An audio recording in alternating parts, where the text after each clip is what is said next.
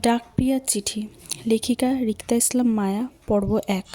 ব্যাপারটা পারিবারিক সাংঘাতিক থেকে প্রথমে তর্ক, তারপর হাতাহাতিতে চলে যায়। জনাকীর্ণ রাস্তায় এক যুবককে হকি স্টিক দিয়ে পেটাচ্ছে সৈয়দ বংশের বড় ছেলে মারিত আলতাফ। তাকে থামানোর দায় ততক্ষণে আশেপাশের মানুষের ভিড় জমে গেছে। সবাই যার যার জায়গায় দাঁড়িয়ে নীরব দর্শক। কেউ আগ বাড়িয়ে ঝামেলা মেটাতে চাইছে না, কারণ প্রহারকারী নিজেই এক এলাকার কমিশনারের ভাতিজা। টাকা পয়সা ও ক্ষমতার দিকে দিয়ে সৈয়দ বংশের নাম সকলেরই জানা। তাই পুলিশ কেসের ভয়ে কেউ এগিয়ে আসলো না, শুধু দাঁড়িয়ে সকলে তামাশা দেখছে।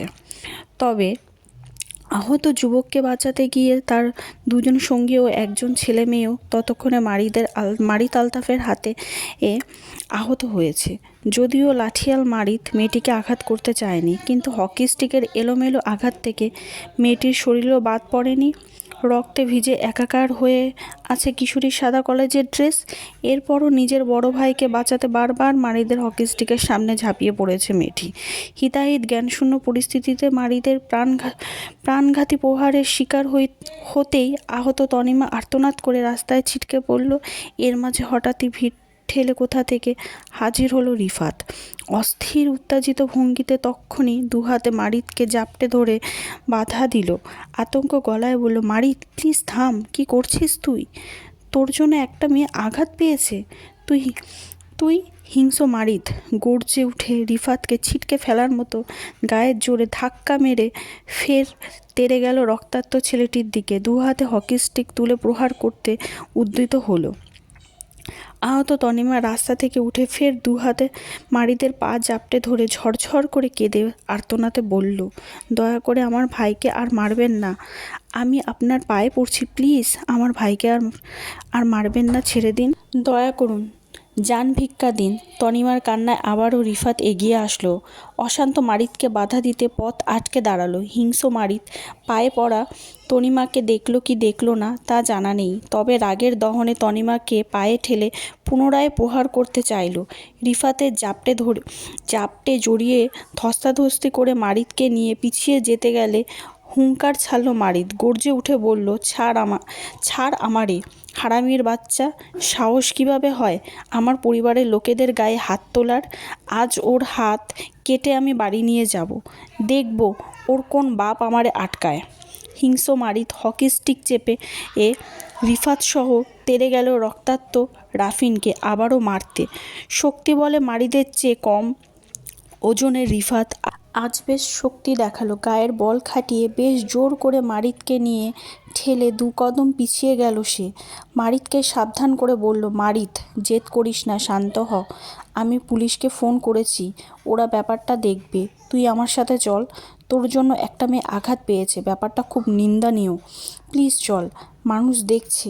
মারিত হিংস্র দৃষ্টিতে রাস্তায় গোঙানো রক্তাক্ত রাফিনের উপর পড়তেই রাগে শরীরে রক্ত টগবগিয়ে উঠল তার। মারিদের গায়ে কালো শার্টটা ঘামে আর রক্তে ভিজে পিঠে লেপ্টে গেছে। বলিষ্ঠ দেহ, কিছু আঘাতের চিহ্ন মারিদের শরীরেও পড়েছে। পরপর 2টো ছেলে একই হকি স্টিকে পেটানো সহজ ব্যাপার নয়। পাল্টা আঘাত অপর পক্ষ থেকেও ছিল, কিন্তু অপর পক্ষের আঘাতের চেয়ে মারিদের প্রহারের তাড়না তেজপূর্ণ হওয়ায় ছেলেগুলো কেউ মারিতকে সামলে উঠতে পারেনি। অবস্থা বেগতি দেখে এর মাঝেই বেশ কয়েকবার তনিমা বাধা দিতে গিয়ে মারিদের প্রহারে শিকারও সে হয়েছে। রিফাত মারিতকে ঠেলে ভিড় থেকে বের হতে কানে এলো মেয়েলি কণ্ঠের ঝরঝর কান্নার গুঞ্জন। তনিমা আশেপাশের মানুষের কাছে সাহায্য চেয়ে আহাজারি বলছে, দয়া করে আপনারা কেউ আমাকে সাহায্য করুন, আমার ভাইদের হাসপাতালে নিতে হবে, নয়তো ওরা মারা যাবে, প্লিজ আপনারা এভাবে দাঁড়িয়ে না থেকে কেউ এগিয়ে আসুন, আমাকে সাহায্য করুন, আমার ভাইদের হাসপাতালে নিতে হবে। অস্থির উত্তেজিত তনিমা কথাগুলো বলতে বলতে হাঁটু গেড়ে রক্তাক্ত রাফিনের সামনে বসতে বসতে রাফিনকে ডাকলো, ভাই, এ ভাই, শুনছিস আমাকে? রাফিন ভাই, চোখ খোলো, এই দেখো তনিমা, ভাই, এ ভাই। আহত তনিমার কান্নায় তখন কেউ এগিয়ে আসলো না, বরং ভিড় থেকে কেউ একজন খ্যাক করে বলে উঠল, শোন মাইয়া, তোর ভাইদের এহানে যে সাহায্য করব সে এখন পুলিশ কেসের ঝামেলায় পড়ব। কিছুক্ষণ আগেই তোমার ভাইটা সৈয়দ বংশের বয়স্ক সৈয়দ খানের গায়ে হাত তুলেছে। এখন তোমার ভাইরে হের নাতি আইসা মাইরা গেছে। এর মাঝে আমরা যারা তোমারে সাহায্য করুম সেই পুলিশের মামলায় পড়ুম। সৈয়দ বংশের বিরুদ্ধে এইখানে কেউ যাইব না। তার থেক্কা বরং আমরা তোমারে একখান গাড়ি ঠিক কইরা দিই, তুমি নিজেই তোমার ভাইদের হাসপাতালে লইয়া যাও। অসহায় তর্নিমা দুর্লভ চিত্তে রাস্তায় বসে রক্তাক্ত রাফিনের মাথাটা কোলে নিল। গায়ের ওড়নাটা রাফিনের কপালে চেপে রক্ত পড়া বন্ধ করতে চেয়ে আশেপাশে তাকালো। পাশেই নিজের বন্ধু পলাশ জ্ঞান হারিয়ে পড়ে আছে। ভাই এবং বন্ধু দুটো ছেলেকে একা তনিমার পক্ষে হাসপাতালে নিয়ে যাওয়া সম্ভব নয়। তনিমার নিজের অবস্থাই ভালো নেই। বারবার আঘাতে ওর শরীরও নিস্তেজ হয়ে এসেছে। কম্পিত শরীর ভেঙে দুর্বলতায় নেতিয়ে যাচ্ছে বারংবার। কপাল ফেটে বেশ রক্ত ঝরছে, যার দরুন তনিমার জ্ঞান হারাবে বলে মনে হচ্ছে। অসহায় তনিমার কান্নাকাটি করতে করতে চারপাশে ঘোলাটে দেখল। অসময়ে বিপদে কে ওদের হাসপাতালে নিয়ে যাবে সেই ভাবনার মাঝে সে রাস্তায় ঢলে পড়ল জ্ঞান হারিয়ে। তনিমার ঝরঝর কান্নায় রিফাতের খুব মায়া হলো। মন খুব করে চাইল অসহায় তনিমাকে সাহায্য করতে। তারপরও রিফাত এগিয়ে গেল না। সে নিরুপায়, তার হাতে কিছুই নেই। বরং রিফাত সাহায্য করতে চাইলেও অবস্থা হিতে বিপরীত হয়ে যেতে পারে ভেবে সে নিজেই দমে গেল। রাগান্বিত মারিত হাতের হকি স্টিক ফেলে গাড়িতে উঠে বসলো। রিফাতও দৌড়ে ড্রাইভিং সিটে বসলো। দক্ষ হাতে গাড়ির স্টিয়ারিং ঘুরিয়ে গাড়ি টানলো এয়ারপোর্টের রাস্তায়। অথচ পিছনে ফেলে গেল দুজন অচেতন যুবকের সঙ্গে এক একাকিত্ব নারীকে। অচেতন তনিমাকে কে রাস্তা থেকে ওঠাবে কে জানে। তবে এর মাঝে শোনা গেল মারিদের ক্ষিপ্ত সুর। রিফাতকে শক্ত চোয়ালে আদেশ করে বলল, রিফাত, গাড়ি ঘোড়া, বাড়ি চল। মারিদের অযাচিত কথায় হতভম্ব হয়ে তক্ষুনি রিফাত বলল, বাড়ি মানে? তোর না একটু পরে ফ্লাইট আছে? এয়ারপোর্ট যাবি না? না, যাব না। তুই গাড়ি ঘোড়া, আমি বাড়ি যাব রাইট নাও। অবাক রিফাত গাড়ি টানল সৈয়দ ম্যানশনের দিকে। অথচ আজ মারিদের দুবাই ফ্লাইট ছিল ব্যবসার কাজে। দাদা সৈয়দ খানকে কেউ আঘাত করেছে সেটা শুনেই এয়ারপোর্টে থেকে ছুটে এসেছে রাফিনকে মারতে। হলো তাই, বেদম পেটালো রাফিনকে। কিন্তু এখন নিজের ফ্লাইট ছেড়ে পুনরায় কেন বাড়ি ফিরে যেতে চাইছে মারিদ সেটা বুঝল না। রিফাত মারিদের ফুফাতো ভাই, পাশাপাশি মারিদের বন্ধু। মারিদ পড়াশোনার পাশাপাশি পারিবারিক ব্যবসায় জড়িয়ে সেই কিশোর বয়সে। আজ সৈয়দ বংশের ব্যবসায়ের পাশাপাশি মারিদের নিজেরও একটা নাম আছে ব্যবসার খাতায়। সৈয়দ বংশের লোকেরাও ব্যবসার জন্য অত্র এলাকায় বেশ পরিচিত। বলা যায় সৈয়দ বংশের লোকেদের এর সঙ্গে টক্কর দেওয়ার মতো এ এলাকায় কেউ নেই। বিধায় আজ জনসমক্ষে সহজেই রাফিনকে পেটাতে পেরেছে মারিদ।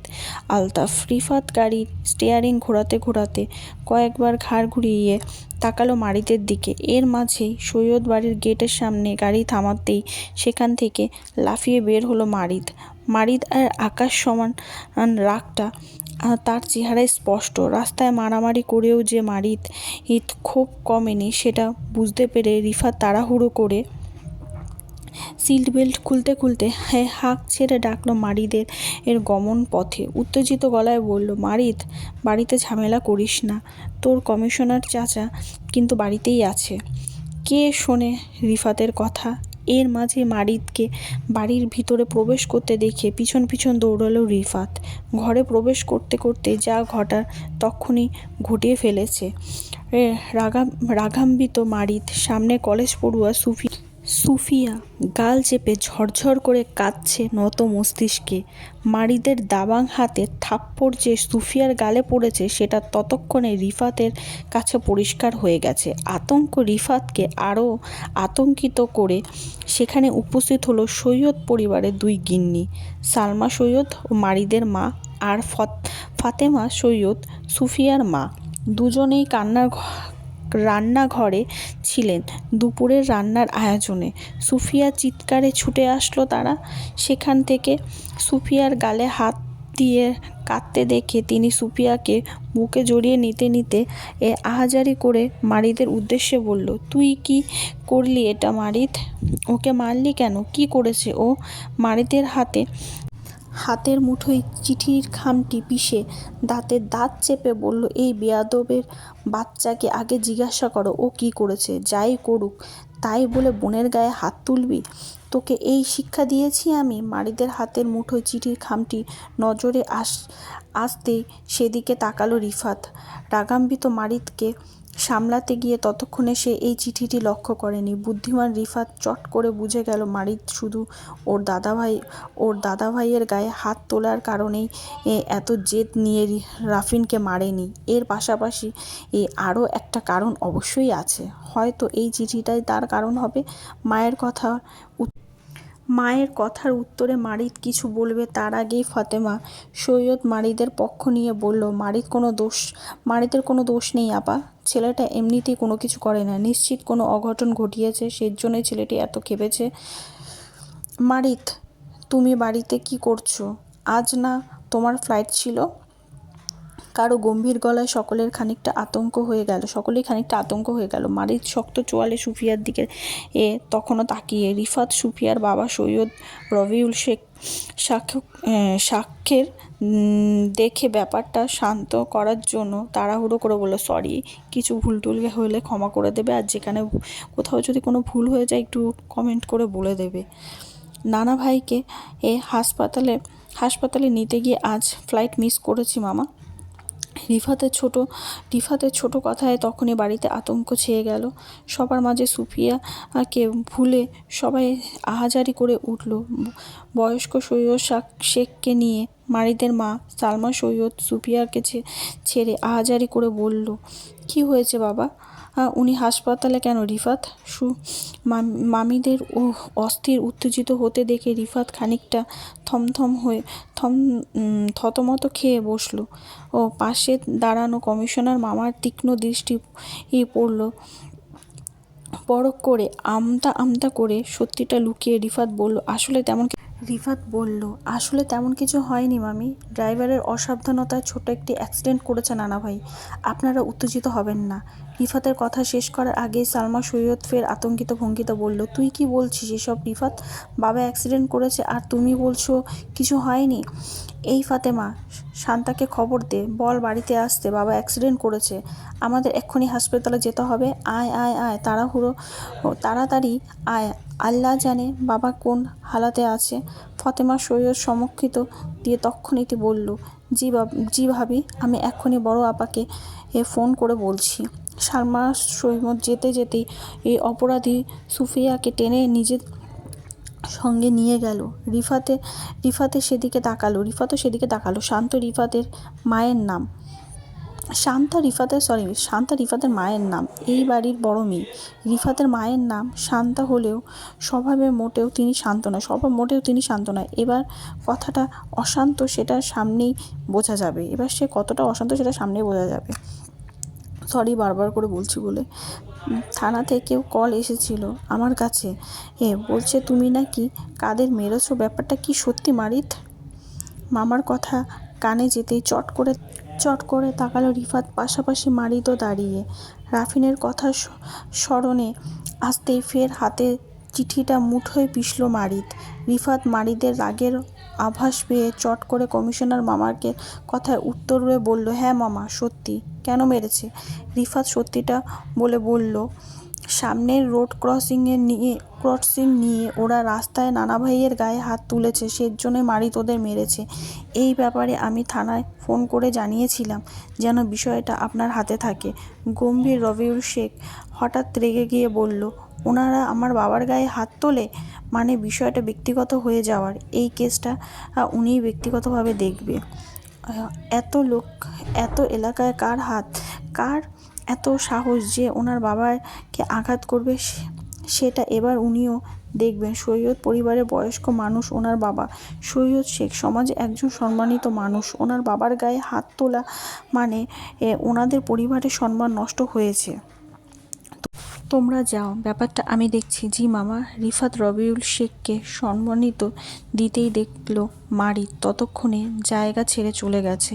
মারিদের পেছন পেছন রিফাতও মারিদের ঘরে পৌঁছে দেখলো মারিদের গায়ে শার্ট টেনে খুলে ফ্লোরে ফেলে দিচ্ছে।